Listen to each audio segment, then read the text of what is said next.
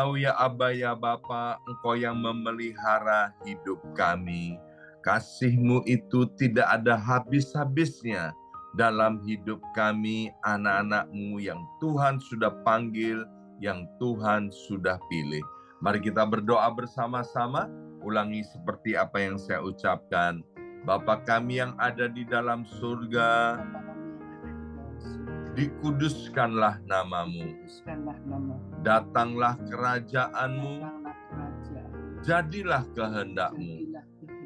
Di bumi ini, seperti di dalam surga.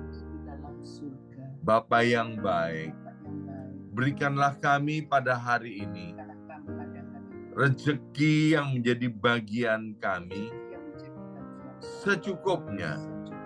Cukup untuk memberikan pinjaman kepada banyak bangsa, sedangkan kami sendiri tidak punya pinjaman.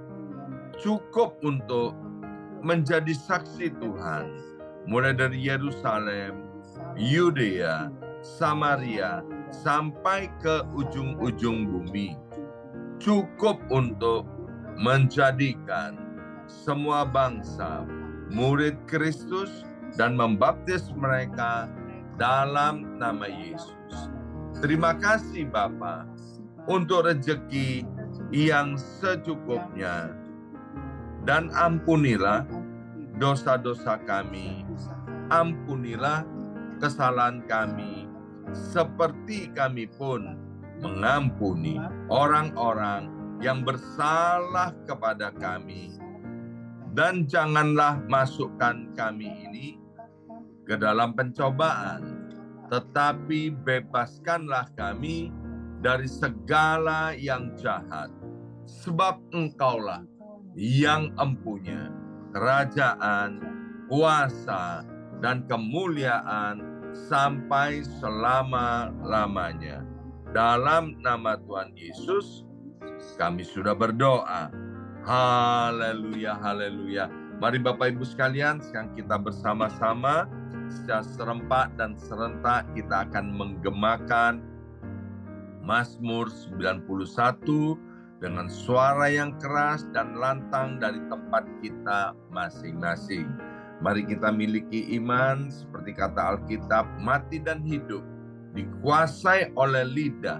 Siapa suka menggemakannya akan memakan buahnya. 2, 3. Mazmur 91. Orang yang duduk dalam lindungan yang maha tinggi dan bermalam dalam naungan yang maha kuasa akan berkata kepada Tuhan, tempat perlindunganku dan kubu pertahananku, Allahku yang kupercayai. Sungguh Tuhanlah yang akan melepaskan aku dari jerat penangkap burung dan dari penyakit sampar yang busuk. Dengan kepaknya, Tuhan akan menudungi aku. Di bawah sayapnya, aku akan berlindung. Kesetiaan Tuhan ialah perisai dan pagar tembok. Amin, amin, amin. Terjadi di dalam nama Tuhan Yesus. Aku tak usah takut terhadap kedahsyatan malam, terhadap panah yang terbang di waktu siang, terhadap penyakit sampar yang berjalan di dalam gelap, terhadap penyakit menular yang mengamuk di waktu petang. Walau 1.000 orang rebah di sisiku dan 10.000 di sebelah kananku, tetapi itu tidak akan menimpa aku. Aku hanya menontonnya dengan mataku sendiri dan melihat pembalasan terhadap orang-orang fasik. Sebab Tuhan ialah tempat perlindunganku yang maha tinggi, telah kubuat tempat perteduhanku. amin, amin, amin. Terjadi di dalam nama Tuhan Yesus. Malapetaka tidak akan menimpa aku, dan tulah tidak akan mendekat kepada kemahku. Sebab malaikat-malaikat Tuhan akan diperintahkan oleh Tuhan kepadaku untuk menjaga aku di segala jalanku. Para malaikat Tuhan akan menatang aku di atas tangannya, supaya kakiku jangan terantuk kepada batu. Singa dan ular tedung akan aku langkai. Aku akan menginjak anak singa dan ular naga. Amin, amin, amin. Terjadi di dalam nama Tuhan Yesus. Sungguh hatiku melekat kepada Tuhan, maka Tuhan akan meluputkan aku, Tuhan akan membentengi aku, sebab aku mengenal nama Tuhan. Bila aku berseru kepada Tuhan, Tuhan akan menjawab. Tuhan akan menyertai aku dalam kesesakan. Tuhan akan meluputkan aku dan memuliakan aku. Dengan panjang umur akan Tuhan kenyangkan aku, dan akan Tuhan perlihatkan kepadaku keselamatan daripadanya. Amin, amin, amin. Terjadi di dalam nama Tuhan Yesus. Terima kasih ya Abba ya Bapa untuk kesempatan hari pertama di minggu ini. Kami boleh bersama-sama kembali untuk mendengarkan firman Tuhan. Kami mengundang Allah Roh Kudus untuk menganugerahkan pewahyuan daripada sorga kepada setiap kami. Sehingga firman Tuhan yang ditaburkan tidak ada satupun yang kembali dengan sia-sia. Dalam nama Yesus. Yang siap mendengarkan firman Tuhan, angkat jempolnya ke depan dan katakan amin 3 kali. Amin, amin, amin. Salam revival, salam kebangkitan. Semangat pagi. Semuanya semangat pagi. Apa kabarnya Bapak Ibu semuanya? Anak-anak Tuhan yang luar biasa, yang diberkati, dicintai oleh Tuhan. Ya, senang sekali hari ini adalah hari pertama di minggu ini, tepatnya Senin 6 November 2023. Mari kita buka Alkitab kita dari kitab Matius pasal 3 ayat yang ke-8. Matius pasal 3 ayat yang ke-8. Demikian bunyi firman Tuhan, jadi hasilkanlah buah yang sesuai dengan pertobatan. Bersama saya ucapkan buah, 2, 3, buah. Ya. Ayat yang lain bilang begini, dari buahnya kita akan tahu pohonnya. Jadi penting sekali buat setiap kita yang mengaku orang percaya, buat setiap kita murid-murid Tuhan itu harus menghasilkan buah, yaitu buah dari pertobatan, buah daripada kita percaya kepada Yesus Kristus Tuhan. Satu kali ada seorang pria memberikan kesaksian, ya. Pria ini katanya dia orang Kristen, ya. Katanya dia ini cinta kepada Tuhan. Jadi katanya itu orang Kristen atau bukan harus dilihat dari buahnya, ya.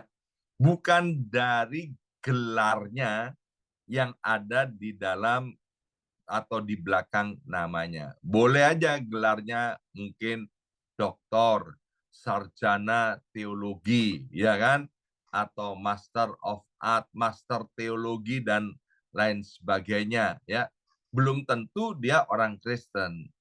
Dunia pernah punya seorang tokoh yang lulusan sekolah Alkitab namanya Yosef Stalin.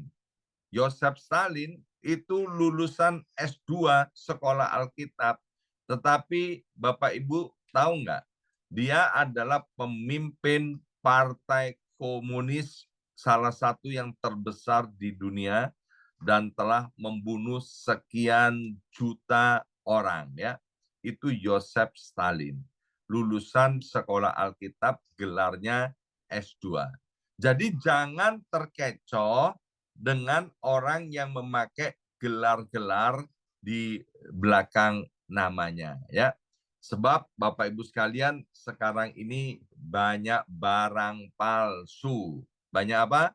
Barang palsu.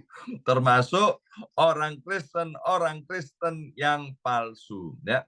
Beberapa hari yang lalu saya dengan istri pergi makan, Bapak Ibu sekalian, ya, di sebuah restoran, dan kemudian di sebelah kami ada dua orang pria itu keren banget, Bapak Ibu sekalian, ya.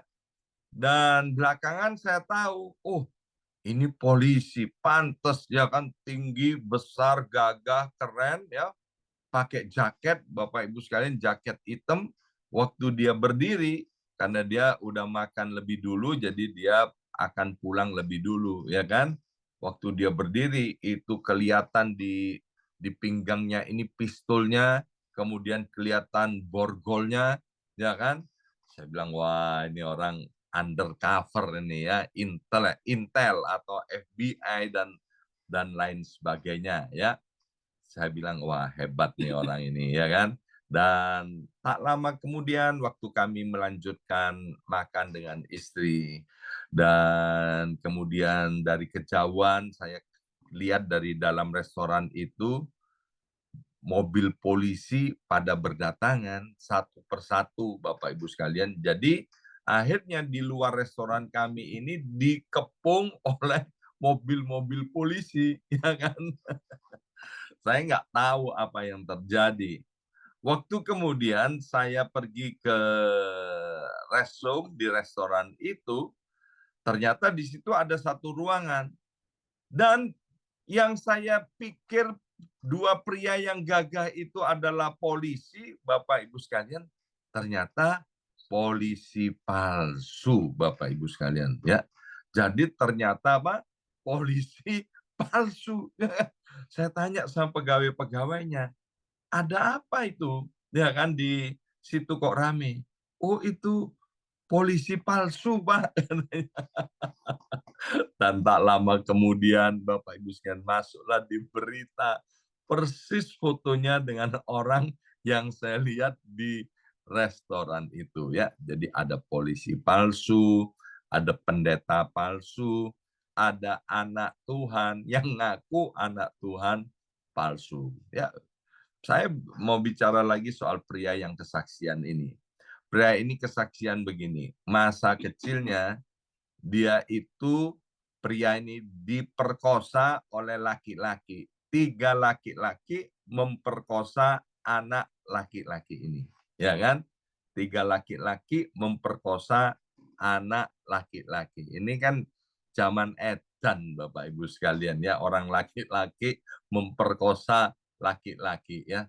Tapi jangan khawatir, di Alkitab sudah ditulis, Bapak Ibu sekalian. Jadi udah ribuan tahun yang lalu itu ada laki-laki melakukan persetubuhan dengan laki-laki, dan itu merupakan dosa, merupakan kekejian di hadapan Tuhan, ya.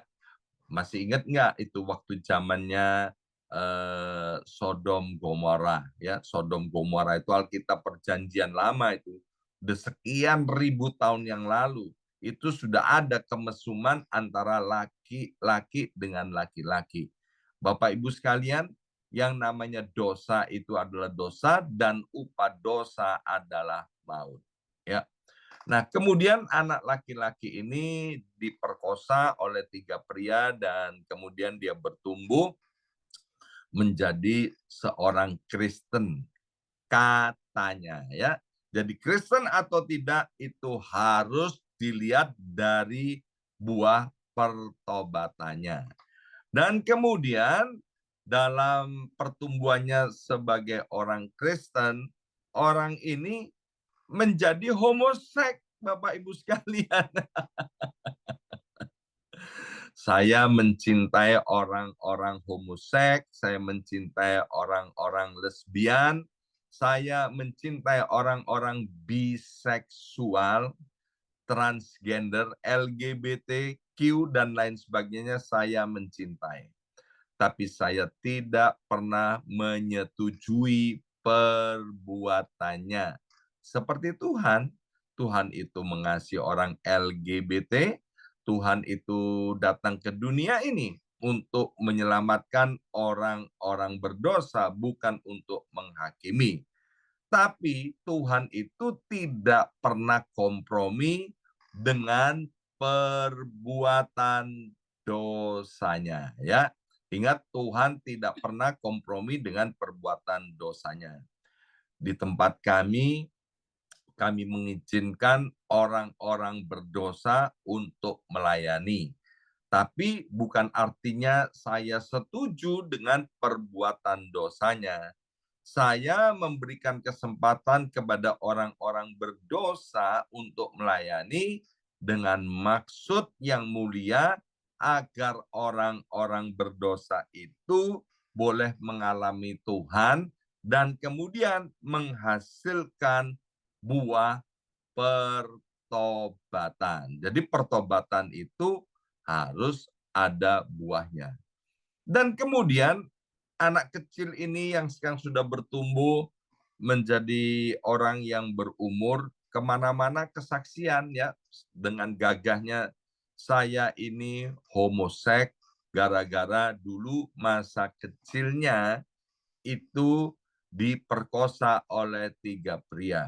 Bapak Ibu sekalian ya, semua dosa model apapun Tuhan bisa ampuni, dan orang yang mau bertobat itu akan mengalami Tuhan dan mengalami perubahan ya. Jadi yang namanya pertobatan bukan sekedar mengakui saya ini homoseks, bukan sekedar mengakui saya ini biseksual, bukan sekedar mengakui dosanya, tapi Amsal 28:13 berkata mengakui dan meninggalkan. Jadi orang berbuat dosa nggak ada alasan, ya. Yang penting itu kalau berbuat dosa harus mengakui dan meninggalkan perbuatan dosanya. Jadi bukan sekedar mengakui dan kemudian mengakui untuk gagah-gagahan, untuk bangga-banggaan. Tidak, Bapak Ibu sekalian, seperti saya mengakui saya dulu itu penzina, dan kemudian setelah saya mengalami Tuhan, saya bertobat, minta ampun di hadapan Tuhan, menyesali perbuatan saya itu, dan kemudian saya kembali hidup benar, hidup kudus. Itulah yang disebut dengan buah yang sesuai dengan pertobatan. Ya, Bapak Ibu sekalian, kalau kita mengemudikan mobil, kemudian ditabrak sama orang dari belakang, ya. Bahkan kita ditabrak 3 kali oleh orang-orang yang berbeda waktu kita mengemudikan mobil. Maka itu tidak boleh jadi alasan kemudian kalau kita mengemudikan mobil, kemudian kita nabrak-nabrak mobil orang lain. Demikian juga karena diperkosa oleh 3 pria, maka kemudian orang itu memiliki alasan saya ini jadi homoseks. Itu namanya penyesatan, ya. Alkitab bilang begini, Bapak Ibu sekalian, di dalam Matius pasal 7 ayat 15 sampai 16. Matius pasal 7 ayat 15 16. Waspadalah terhadap nabi-nabi palsu yang datang kepadamu dengan menyamar seperti domba. Tetapi sesungguhnya mereka adalah serigala yang buas. Dari buahnya lah kamu akan mengenal mereka. Dapatkah orang memetik buah anggur dari semak duri atau buah ara dari rumput duri? Perhatikan ya, kata serigala yang buas ya. Orang datang menyamar seperti domba, padahal dia serigala yang buas. Bapak Ibu sekalian, coba kita berimajinasi sebentar. Kita pikirkan, kalau ada serigala yang buas, itu bisa menyamar seperti domba. Itu artinya apa? Artinya orang itu pinter banget. Pinter sampai serigala yang buas ini menjadi seperti domba dan tidak ketahuan ya.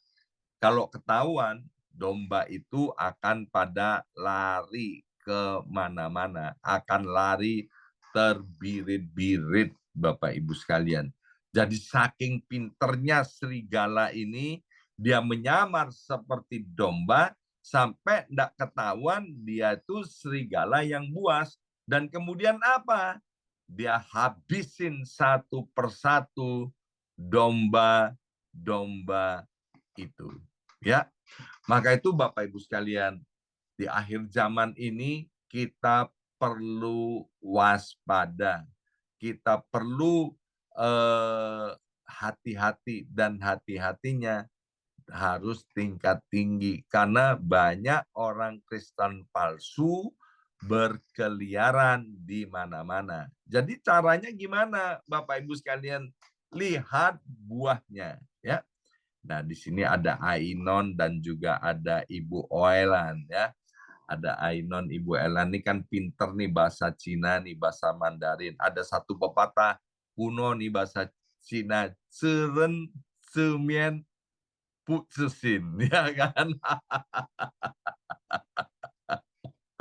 Ya, orang bisa lihat rupa, bisa lihat muka, tapi nggak tahu hatinya ya. Alkitab bilang begini ya. Alkitab bilang begini, manusia memang melihat rupa, tapi Tuhan melihat hati. Nah, pesan yang mau saya sampaikan ya, Bapak Ibu sekalian, biarlah kita ini orang yang sudah percaya. Kalau ngaku percaya kepada Tuhan, ayo hasilkan buah yang sesuai dengan pertobatan. Titus pasal 1 ayat 16, Titus pasal 1 ayat 16, ini ayat keren banget. Dikatakan begini, mereka mengaku mengenal Allah, tetapi perbuatan mereka itu menyangkal Dia. Mereka keji dan durhaka dan tidak sanggup berbuat sesuatu yang baik. Wow, ini kan bahaya banget. Mengaku mengenal Allah, tapi perbuatannya tidak seperti orang yang mengenal Allah. Saya selalu sampaikan begini, ya. Untuk membaca firman Tuhan itu hal yang gampang. Menghafalkan firman Tuhan bukanlah hal yang sulit. Berbicara tentang firman Tuhan adalah hal yang mudah. Bagi seorang pendeta, mengkhotbahkan firman Tuhan itu juga adalah hal yang mudah. Tapi yang jadi persoalan buat orang yang mengaku mengenal Allah, bagaimana menghidupin Alkitab itu, bagaimana menghidupi apa yang dikhotbahkan, bagaimana melakukan firman Tuhan. Jadi kekristenan jangan omdo, jangan omong doang, ya. NATO, no action, talk only.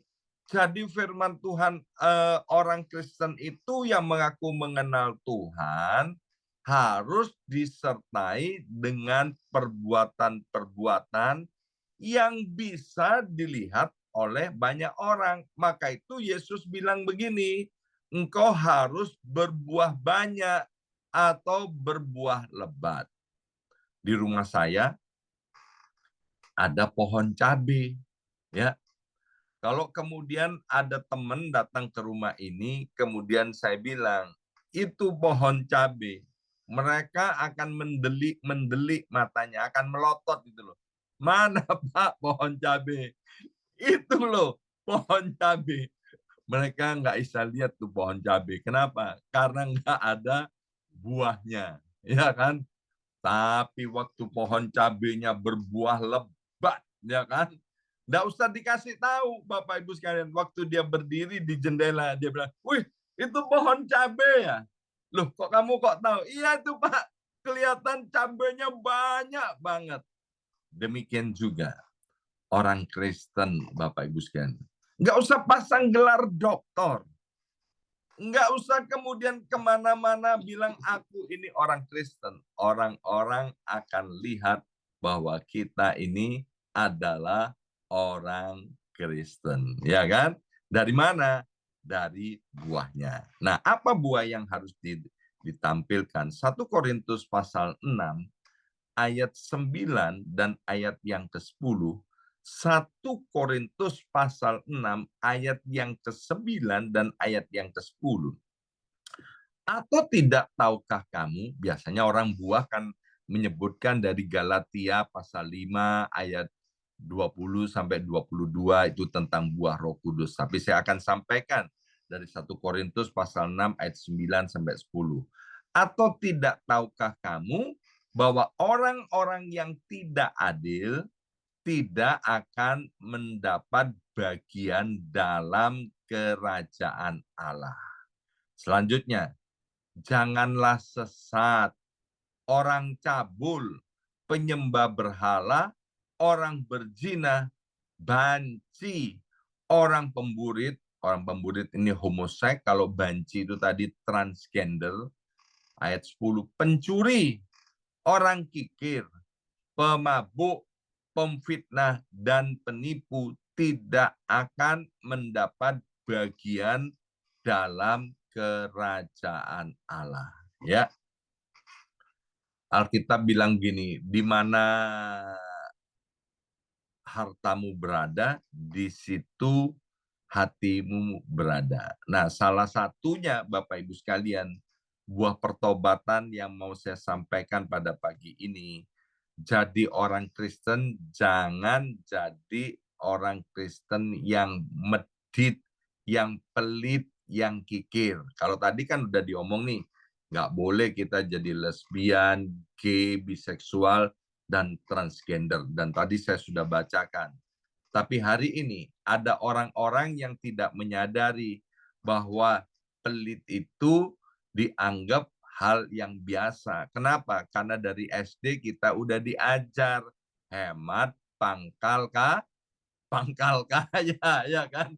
Sehingga firman Tuhan yang berkata begini, ada orang yang menyebar harta, menabur harta, dia makin kaya, tapi ada orang yang berhemat luar biasa, makin miskin, makin kekurangan. Ya, nah buah yang mau saya sampaikan kepada Bapak Ibu sekalian, ayo jadi orang yang murah hati, yang generous. Jangan jadi orang yang pelit, Bapak Ibu sekalian, ya. Kita harus meniru Bapak kita yang ada di sorga adalah Bapak yang generous, Bapak yang murah hati. Generous harus dipraktekkan pertama-tama di dalam rumah sendiri. Sebagai seorang suami, dia harus murah hati kepada istrinya. Sebagai seorang ayah, tidak boleh pelit kepada anak-anaknya. Sekali lagi, sebagai seorang ayah, dilarang pelit kepada anak-anaknya. Supaya orang tua nggak boleh pelit kepada anak-anaknya. Mengapa? Karena ayah dan ibu itu wakil Tuhan di atas muka bumi ini. Kalau kita sebagai orang tua pelit kepada anak-anaknya, maka anak-anaknya tidak bisa melihat Tuhan itu adalah Tuhan yang murah hati. Maka itu jangan heran kalau kita ketemu dengan keluarga-keluarga yang mengaku Kristen, ayah ibunya, tapi anak-anaknya murtad. Mengapa? Karena orang tuanya pelit, orang tuanya kikir, ya kan? Sehingga anak-anak nggak bisa melihat bahwa Tuhan itu adalah Tuhan yang baik. Hari ini Bapak Ibu sekalian, bukan satu kebetulan Bapak Ibu mendengarkan kebenaran firman Tuhan ini. Karena Tuhan itu sayang dan cinta kepada kita. Biarlah dengan kekuatan dan pertolongan Roh Kudus, kalau ada di antara kita ini orang-orang pelit, ada di antara kita ini biseksual atau homoseksual, lesbian, transgender, atau mengalami gangguan-gangguan seksual, penyimpangan-penyimpangan, melakukan dosa-dosa seksual. Ayo Bapak Ibu sekalian, bukan sekedar mengakui untuk bangga-banggaan, tapi akui dan tinggalkan semua dosa-dosa itu. Kemudian berbaliklah kepada Tuhan, maka Tuhan akan menyayangi, Tuhan akan memulihkan hidupmu. Hidup setiap kita yang mau mengakui dan meninggalkan perbuatan-perbuatan dosa itu. Kalau itu kikir, pelit, itu ternyata merupakan dosa. Kita juga harus bertobat, kita menjadi orang yang generous, orang yang murah hati. Amin. Mari kita berdoa, materaikan setiap benih kebenaran firman Tuhan ini. Biarlah Allah Roh Kudus menolong kami, sehingga kami menjadi orang-orang percaya, anak-anak Tuhan yang mengaku mengenal Allah, dan itu dibuktikan dengan buah-buah pertobatan dalam kehidupan kami. Terima kasih Bapa, dalam nama Yesus kami sudah berdoa. Haleluya. Amin, amin, amin.